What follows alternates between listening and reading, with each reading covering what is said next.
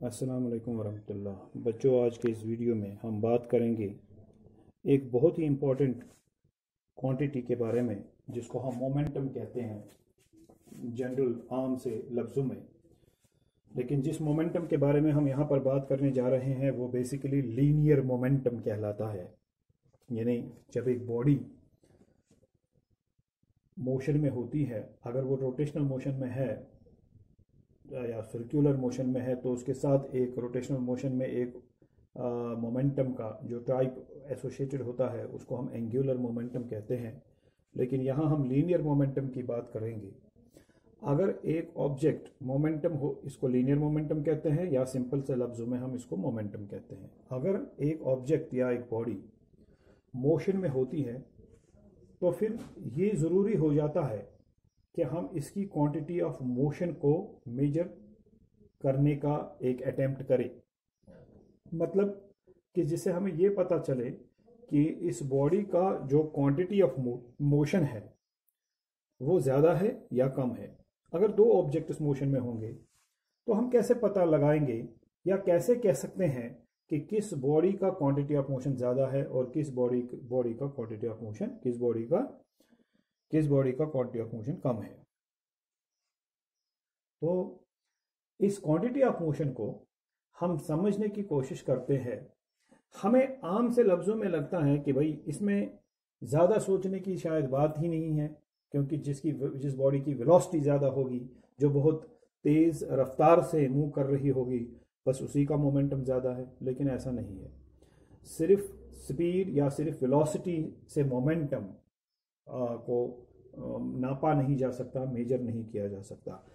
इस मोमेंटम को समझने के लिए हम एक छोटा सा एक्सपेरिमेंट यहां पर करने की कोशिश करेंगे। देख लीजिए, मान लीजिए आपके पास दो बॉल्स हैं और मान लीजिए इन दो बॉल्स की मास सेम नहीं है। ठीक है, बाकी सब चीजें सेम है। मान लीजिए साइज तक सेम है। ये मान लीजिए साइज, शेप वगैरह वो सब चीजें एक जैसी है। ये बॉल ए है, ये बॉल बी है, और बॉल ए और बी में क्या सेम नहीं है भाई? मान लीजिए मास सेम नहीं है। ठीक है, अब मान के चलते हैं इसकी मास है m1 और इसकी मास है m2। अब मान लीजिए ये बॉल इस डायरेक्शन में जा रही है और ये भी इसी डायरेक्शन में जा रही है। अब इसकी वेलोसिटी मान लीजिए v और इसकी भी वेलोसिटी मान लीजिए v, यानी वेलोसिटी सेम वेलोसिटी होने का मतलब ये हुआ आपकी इनकी स्पीड्स भी सेम है, डायरेक्शन भी सेम है, वेलोसिटी सेम है टोटल में। मान लीजिए ये बॉडी एक वेलोसिटी v से जा रही है, ये भी उसी वेलोसिटी से जा रही है, मगर ये एक हल्की सी बॉल है। मान लीजिए ये एक प्लास्टिक का बॉल है, ये बॉल ए, जबकि इस बॉल बी का साइज वगैरह ए जैसा ही है, लेकिन इसकी मास ज्यादा है। मान लीजिए ये एक आयरन बॉल है। अब आपके पास क्या है? एक प्लास्टिक बॉल, एक आयरन बॉल। दोनों का शेप, साइज सेम, दोनों की वेलोसिटी सेम। अब मान लीजिए जब ये एक वेलोसिटी से मूव कर रहे हैं, हमें इनको रोकना है, तो आपने यहां पर एक फोर्स अप्लाई किया, एक ऑब्स्टेकल यहां पर आपने डाल दिया, रुकावट रख दी ताकि ये रुके। तो आप कह सकते हैं कि हमने एक फोर्स अप्लाई किया, हमें एक फोर्स अप्लाई करना पड़ रहा है इसको रोकने के लिए, एक फोर्स अप्लाई करना पड़ रहा है इसको रोकने के लिए। ये फोर्स इसके स्टेट ऑफ मोशन को खत्म करेगा, इसको रेस्ट में लाएगा, और ये फोर्स भी इसके स्टेट ऑफ मोशन को खत्म करेगा, इसको रेस्ट में लाएगा। तो इसके स्टेट ऑफ मोशन को खत्म करने के लिए, वैनिश करने के लिए भी फोर्स की जरूरत है। इसके स्टेट ऑफ मोशन को रेस्ट में चेंज करने के लिए, इसके स्टेट ऑफ मोशन से स्टेट ऑफ रेस्ट में चेंज करने के लिए भी फोर्स की जरूरत है। जैसा कि न्यूटन फर्स्ट लॉ में डिमांड किया गया है कि हम सिर्फ और सिर्फ बॉडी का स्टेट तभी चेंज कर सकते हैं जब हम उस पर कोई एक्सटर्नल फोर्स अप्लाई करें। तो क्या आप कह सकते हैं कि हमें किस बॉडी पर ज्यादा फोर्स अप्लाई करना पड़ेगा उसको रोकने के लिए, उसका स्टेट ऑफ मोशन खत्म करने के लिए किस पर ज्यादा फोर्स अप्लाई करना पड़ेगा? क्या बॉल ए पर या बॉल बी पर, या फिर दोनों पर सेम फोर्स अप्लाई करना पड़ेगा? देखिए, हमें सिंपल सा ये एक्सपीरियंस है। मैं आपसे कह रहा हूं एक प्लास्टिक बॉल रोक लीजिए, और उसी टाइम मैं कह रहा हूं एक आयरन बॉल रोक लीजिए, दोनों का शेप, साइज और वेलोसिटीज, जिस वेलोसिटी से ये मूव कर रहे हैं दोनों की सेम है, लेकिन एक प्लास्टिक का है एक आयरन का है। आपके लिए आसान क्या होगा? आपके लिए आसान होगा, आप प्लास्टिक बॉल को आसानी से रोक सकते हैं। तो इसका मतलब ये हुआ कि इसके मोशन को, स्टेट ऑफ मोशन को, इसमें जितना अमाउंट ऑफ मोशन था, क्वांटम ऑफ मोशन था, उस क्वांटिटी ऑफ मोशन को खत्म करना आपके लिए आसान रहा, और इसकी क्वांटिटी ऑफ मोशन को खत्म करना या उसको स्टेट ऑफ रेस्ट में लाना आपके लिए मुश्किल रहा। तो इसका मतलब ये हुआ, हम ये कह सकते हैं कि जब इसका स्टेट ऑफ मोशन खत्म करने के लिए हमें ज्यादा फोर्स देना पड़ा, इसका बी का, क्योंकि ये आयरन बॉल है, तो इसका स्टेट ऑफ मोशन खत्म करने के लिए हमें ज्यादा फोर्स देना पड़ा, और इस बॉल ए पर हमें कम ही फोर्स देना पड़ा। तो हम ये कहेंगे कि इसका जो क्वांटिटी ऑफ मोशन था बॉल बी का, वो ज्यादा था। किससे? इस बॉल की क्वांटिटी ऑफ मोशन से, बॉल ए की क्वांटिटी ऑफ मोशन से। तो यहां हमें यह पता चला, जिस बॉडी की मास ज्यादा हो दूसरी किसी बॉडी के मुकाबले में, फिर उसका क्वांटिटी ऑफ मोशन ज्यादा होता है। अगर दोनों एक ही वेलोसिटी से भी मूव कर रहे हो तो क्वांटिटी ऑफ मोशन हम कहेंगे quantity of motion here depends upon mass. तो इसने किस पर डिपेंड किया? On the mass of body. Quantity of motion depends upon mass of body. ज्यादा मास ज्यादा क्वांटिटी ऑफ मोशन, कम mass lesser the mass lesser the quantity of motion. लेकिन जब दो बॉडीज की क्वांटिटीज ऑफ मोशन को आप कंपेयर कर रहे हो, आप जब मास के हवाले से देखना चाहते हो, on the basis of mass अगर आप देखना चाहते हो कि क्वांटिटी ऑफ मोशन किसका ज्यादा है किसका कम है, तब आपको जो वेलोसिटीज ऑफ बॉडीज हैं वो सेम रखनी है। तो आपने वेलोसिटी सेम रखी। अब क्वांटिटी ऑफ मोशन ज्यादा या कम वेलोसिटी की वजह से नहीं हो सकता। अब जिसकी वजह से ये ज्यादा है तो वो सिर्फ मास है। आप देख रहे हैं कि मास जिसकी ज्यादा है उसका क्वांटिटी ऑफ मोशन ज्यादा है। अब फिर से इस एक्सपेरिमेंट को रिपीट करेंगे, लेकिन अब हम ये मासेस m1 m2 नहीं रखेंगे, दोनों की मासेस सेम रखेंगे। मतलब अगर ये प्लास्टिक का है ये भी प्लास्टिक का है, अगर ये आयरन का है ये भी आयरन का है, दोनों की मास सेम, ठीक है ना। लेकिन अब हम वेलोसिटी में फर्क करेंगे, यानी अब इसकी वेलोसिटी मान लीजिए v1 की वेलोसिटी ज्यादा है मान लीजिए v2 से, या v2 ही मान लीजिए v2 की वेलोसिटी v2 ज्यादा है v1 से। मतलब now mass of a is equal to mass of b, but velocity of b is greater than velocity of a। मान लीजिए आपके सामने दो प्लास्टिक की बॉल्स आ रही हैं, मगर दोनों की मास सेम है, लेकिन एक बहुत तेजी से आ रही है, दूसरे हल्के से एक कम वेलोसिटी से आ रही है। तो आपके लिए रोकना किसको आसान होगा? बिल्कुल जो धीरे से आ रही है, जिसकी वेलोसिटी कम है, उसको रोकना आपके लिए आसान होगा, और जो बहुत तेजी से आ रही है उसको रोकना आपके लिए मुश्किल होगा। तो यहाँ पर क्वांटिटी ऑफ मोशन किसमें ज्यादा है? फिर जिसमें वेलोसिटी ज्यादा है, लेकिन मासेस तो हमने सेम ही रखी ना अभी। तो हमने यहाँ पर फिर से देख लिया कि ये क्वांटिटी ऑफ मोशन जो है, ये क्वांटिटी ऑफ मोशन एक दूसरे फैक्टर पर भी डिपेंड कर रहा है। क्वांटिटी ऑफ मोशन जो है ये दूसरे फैक्टर पर डिपेंड कर रहा है, और वो है वेलोसिटी। इसका मतलब ये हुआ कि क्वांटिटी ऑफ मोशन, इस क्वांटिटी ऑफ मोशन, ये क्वांटिटी ऑफ मोशन जो है ये दो फैक्टर्स पर डिपेंड करता है। किस पर? मास of body and velocity of body. आप ये नहीं कह सकते कि इसकी मास ज्यादा है तो क्वांटिटी ऑफ मोशन ज्यादा है। आप ये भी नहीं कह सकते इसकी वेलोसिटी ज्यादा है तो मास ज्यादा, क्वांटिटी ऑफ मोशन ज्यादा है। आपको देखना है कि जब आप दो बॉडीज के क्वांटिटीज ऑफ मोशन को कंपेयर कर रहे हो तो आपको दो चीजों का प्रोडक्ट देखना है। क्या?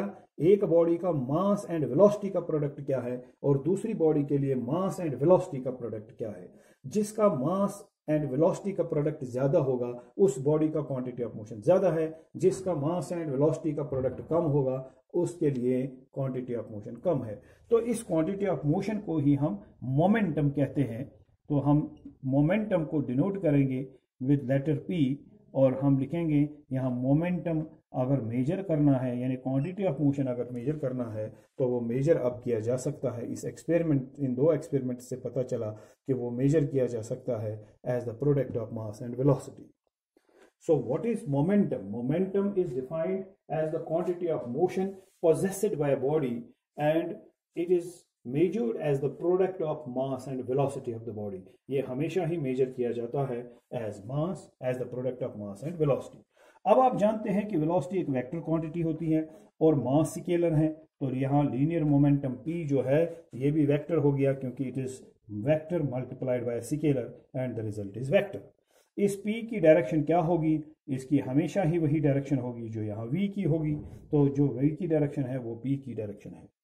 फिर हम आ जाते हैं यूनिट पर। तो अगर हम मास को ऐसा यूनिट देते हैं किलोग्राम और वेलोसिटी का ऐसा यूनिट है मीटर पर सेकंड, तो मोमेंटम के लिए हमारे पास एक ऐसा यूनिट बन जाता है किलोग्राम मीटर पर सेकंड। आप देख रहे हैं कि ये एक फंडामेंटल यूनिट है, क्योंकि मास का फंडामेंटल यूनिट आप देख रहे हैं किलोग्राम है, मीटर भी फंडामेंटल यूनिट है और सेकंड भी फंडामेंटल यूनिट ऑफ टाइम है। लेकिन आप अगर चाहें तो आप इसको इस तरह से लिख सकते हैं, हम इसको लिख सकते हैं केजी मीटर पर सेकंड स्क्वायर इंटू सेकंड। मतलब केजी आ गया, मीटर ये भी आ गया, S rays power -2 S rays power 1 वो क्या हो गया, बेसिस सेम पावर्स एडेड। तो यहाँ पर आपने एक एस रेज़ पावर -1 और एस रेज़ पावर +1 आपने यहाँ पर लगा दिया, ठीक है ना। तो ये क्या बनेगा, ये वापस बनेगा एस रेज़ पावर -1, ठीक है ना। लेकिन केजी मीटर पर सेकंड स्क्वायर क्या होता है, ये तो न्यूटन होता है, और ये क्या है यहाँ पर सेकंड, तो न्यूटन सेकंड भी इसका यूनिट बन गया। ऐसा यूनिट ही है न्यूटन सेकंड, लेकिन डिराइव्ड यूनिट है। तो आप मोमेंटम को मेजर कर सकते हैं केजी मीटर पर सेकंड्स में, या फिर आप इसको यूनिट इसमें भी न्यूटन सेकंड्स में, न्यूटन सेकंड्स में भी मेजर कर सकते हैं। आगे बढ़ते हैं। अगर डायमेंशनल फार्मूला देखी जाए, वो भी आप देख चुके हैं पहले भी, m1 L1 T-1 इसका डायमेंशनल फार्मूला बनता है, यानी इसकी डायमेंशंस हैं 1 1 -1, ठीक है। तो ये हमारा लीनियर मोमेंटम है। अब अगर आप इस मोमेंटम में कोई चेंज प्रोड्यूस करना चाहेंगे, यानी क्वांटिटी ऑफ मोशन किसी बॉडी का चेंज करना चाहेंगे, तो कैसे चेंज हो सकता है?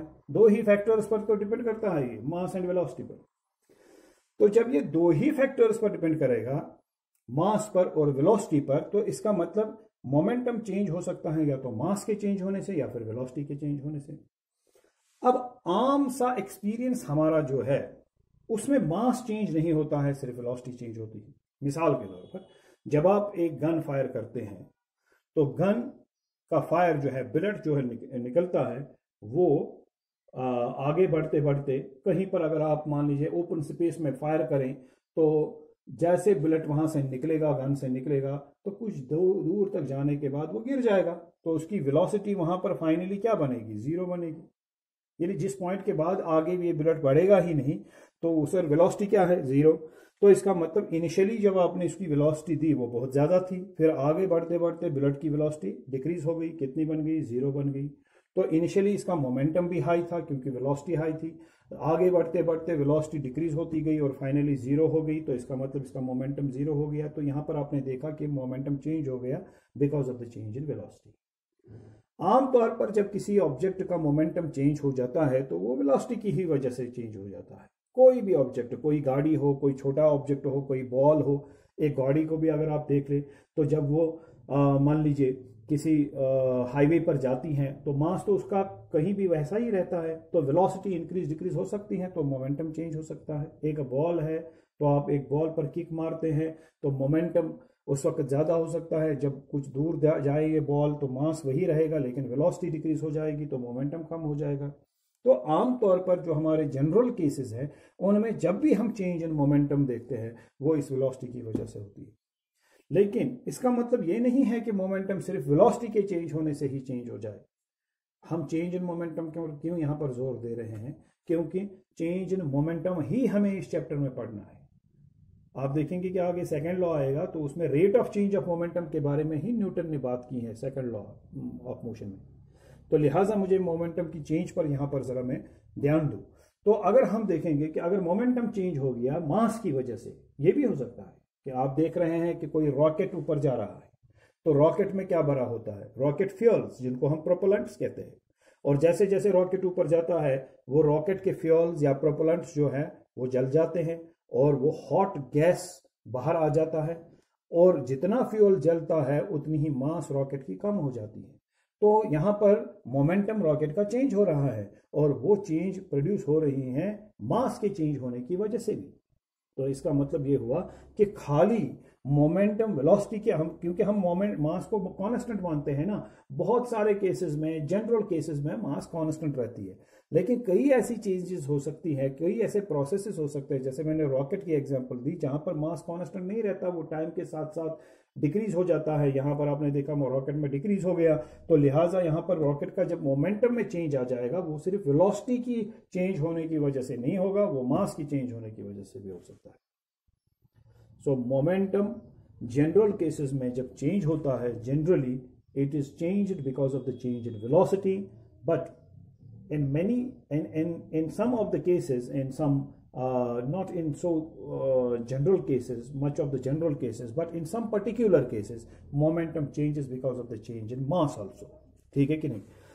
अब अगर हम इस तरह से कहें कि जरा ये मोमेंटम अगर टाइम के साथ साथ चेंज हो रहा है, तो अगर हम इस देखें कि कितना रेट ऑफ चेंज आ रहा है मोमेंटम में किसी टाइम में, तो हम इसको डिफरेंशिएट करेंगे, differentiate on both sides with respect to time. तो हम टाइम से इसको शाबाश डिफरेंशिएट करेंगे। So what will we have? We will have dp by dt, rate of change of momentum, differentiation of p with respect to time is equal to differentiation of mv shabash with respect to t। Now what is this? This is differentiation of p with respect to time। तो अगर आप देखें mathematical sense में आप इसको कैसे पढ़ सकते हैं, it is the instantaneous rate of change of momentum with respect to time, कि टाइम के साथ साथ मोमेंटम में कितना चेंज आ गया। तो मैं यहां पर लिखूंगा dp divide by dt, rate of change of momentum with respect to time.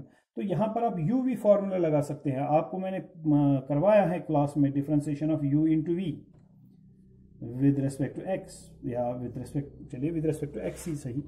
तो कैसे आता है, क्या फॉर्मूला है ये फॉर्मूला जब आप अप्लाई करते हैं आप कैसे लिखते हैं? आप u रहने देते हैं differentiation of v with respect to x, plus फिर v रहने देते हैं differentiation of u with respect to x। ये आपने uv फॉर्मूला यानी प्रोडक्ट रूल जो है डिफरेंशिएशन में ये किया हुआ है, मैंने आपको ये दिखाया हुआ है। आप फिर से देख लीजिए, यहाँ पर ये वीडियो में नहीं आ रहा, मैं थोड़ा सा इसको एडजस्ट करता हूँ। आप देख लीजिए differentiation of u into v with respect to x किसके बराबर होगा? u ऐसे रहने देते हैं differentiation of v with respect to x, फिर v ऐसे रहने देते हैं differentiation of u with respect to x। यही आपका प्रोडक्ट रूल है। तो यहां पर मान लीजिए u जो है वो ये m है और v जो है वो v ही है, तो ये बन गया differentiation of u into v with respect to t। कैसे लिखेंगे? आप u को ऐसे रहने देंगे यानी m को ऐसे रहने देंगे, फिर differentiation of v with respect to x, फिर differentiation of v with respect to x नहीं विद रिस्पेक्ट टू t, क्योंकि यहां हम डिफरेंशिएट कर रहे हैं विद रिस्पेक्ट टू t। फिर दूसरी क्वांटिटी जो है v उसको रहने देते हैं v, फिर डिफरेंशिएशन ऑफ m यानी u की डिफरेंशिएशन, v ऐसे रहने देते हैं differentiation of u with respect to x, यहाँ v रहने देते हैं differentiation of u, that means differentiation of m with respect to t। अब अगर आप इस इक्वेशन को, इसको मैं थोड़ा सा रब करूंगा, ये कंफ्यूजन यहाँ पर क्रिएट करेगा वरना।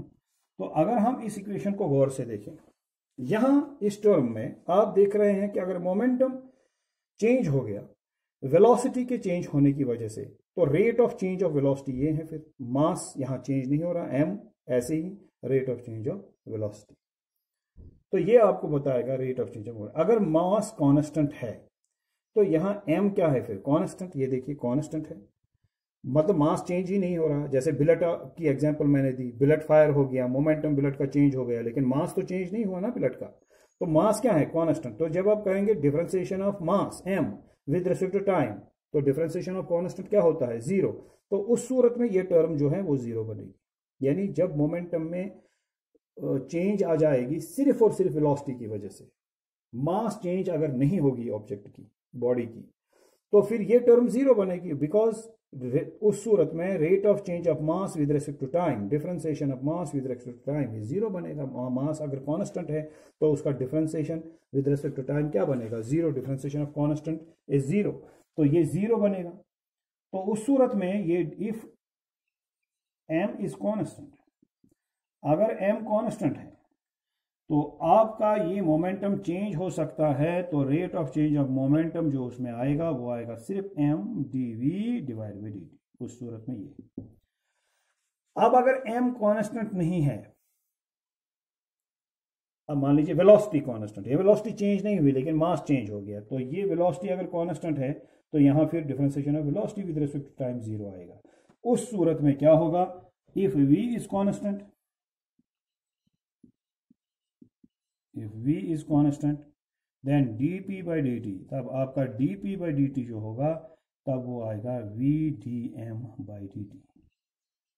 अब अगर दोनों चेंज हो रहे हैं, मास भी और वेलोसिटी भी, ऐसी सूरत है, तो ये इक्वेशन जो है, इक्वेशन फर्स्ट जो है, इसी की मदद से आपको मिलेगा फिर rate of change of momentum. Velocity भी चेंज होगी और ये कांस्टेंट नहीं होगी, तो इसका ये फैक्टर ज़ीरो नहीं होगा। मास भी अगर चेंज हो रही है, मास भी कांस्टेंट नहीं है, तो इस टर्म का ये फैक्टर भी ज़ीरो नहीं होगा।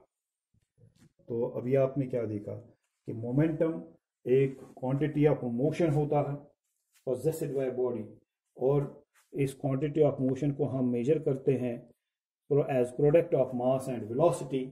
और फिर अगर हम देखें कि मोमेंटम अगर चेंज हो किसी बॉडी का, वो या तो वेलोसिटी की, जनरली वो वेलोसिटी के चेंज होने से ही चेंज होता है, मगर कभी वो मास के चेंज होने से भी चेंज हो सकता है।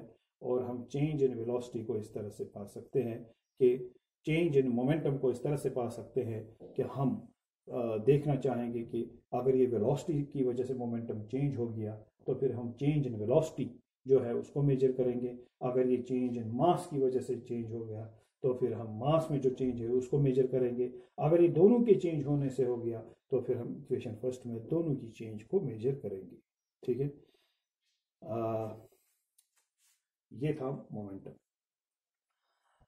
अब दूसरी बात यहाँ मोमेंटम पर जो हमें न्यूटन ने हमें बताया, न्यूटन सेकंड लॉ जिसको हम कहते हैं, मेरे ख्याल से उसके लिए मैं दूसरा ही वीडियो आपको अपलोड करके दूंगा, क्योंकि इस वीडियो के पहले ही 20-22 मिनट हो चुके हैं मोमेंटम की इंट्रोडक्शन में। अब अगर मैं सेकंड लॉ भी इसी में रखूँगा तो ये कोई 1 घंटे का वीडियो बनेगा, तो वो ज़्यादा हो जाएगा। मेरे ख्याल से दूसरे वीडियो में वो कर लेते हैं। Thank you very much.